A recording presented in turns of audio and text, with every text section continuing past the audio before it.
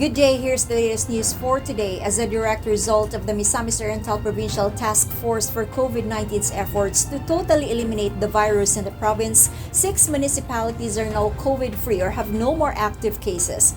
What are these areas? GNL Bambo. Yes, Jing, the latest data as shown by Task Force Chief Dr. Jerry Kalingasan, as of November 15, the municipalities of Binuangan, Lugait, Lagunglong, Magsaysay, Sugbungkugon, and Talisayan have successfully managed to reduce their COVID cases to zero. This except Binuangan, which remained COVID-free from the pandemic's onset. This just proves that the Provincial Task Force, through the mandate of Governor Bambi Imano, has always been one step ahead in curbing the virus. Also, as of the moment, 7 municipalities is close to joining the list as they only have 1 remaining active case each. These are the municipalities of Balingwan, Claveria, Kinugitan, Laguindingan, Libertad, Mantikao, and Naawan. With 2 active cases each, Alubihid, Hitagum, and Medina are also showing great promise in totally eliminating COVID-19 in their areas. However, other municipalities in the province still has a few number of active cases which still needs further attention and implementation of protocols. At present, these remaining municipalities are Opol with 29, City of Himoog with 20, Inita with 14, Villanueva 10, Balingasag with 9, Tagulwan 8, Salay 5, while El Salvador and Hasaan have 3 active cases each. By far, out of the 893 cases, 760 have already recovered, while unfortunately, 19 have lost their lives, which mostly comprised of senior citizens. Only 113 active cases, or 12.77% of the total numbers, still remains for the task force to attend to. With the continuous downward trend in COVID-19 cases in the province, Governor Bambi Imano once again calls for Misamisnans to continuously abide by the health guidelines such as wearing of face masks and face shields, proper observance of social distancing, and avoidance of frequenting public places, especially for non-essential purposes. Jing, if these guidelines are religiously observed and followed by all of us, it will assure that the efforts of the provincial government from the pandemic's onset up to now and even in the coming days will not be for naught.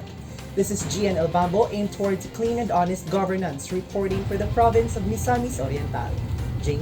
Thanks, Gian. Meanwhile, Provincial Task Force for COVID-19 Chief Dr. Jerry Kalingasan, in his effort to raise awareness not only in making sure that health protocols are followed, but also in identifying the symptoms of COVID-19, expounded on the 3 phases which COVID-19 victims go through.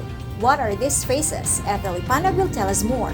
Yes, Jing. According to Dr. Kalingasan, there will be 3 phases if an individual is affected by COVID-19. This, he further explained during the provincial capital's 30th virtual flag raising ceremony last November 6, 2020.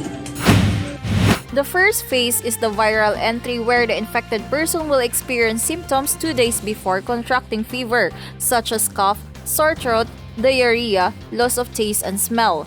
After this, the COVID-positive person will experience the second phase, which is called the pulmonary phase, where the immune system is strongly affected by infections such as respiratory failure, blood clot problems, and will also experience dry cough and difficulty in breathing.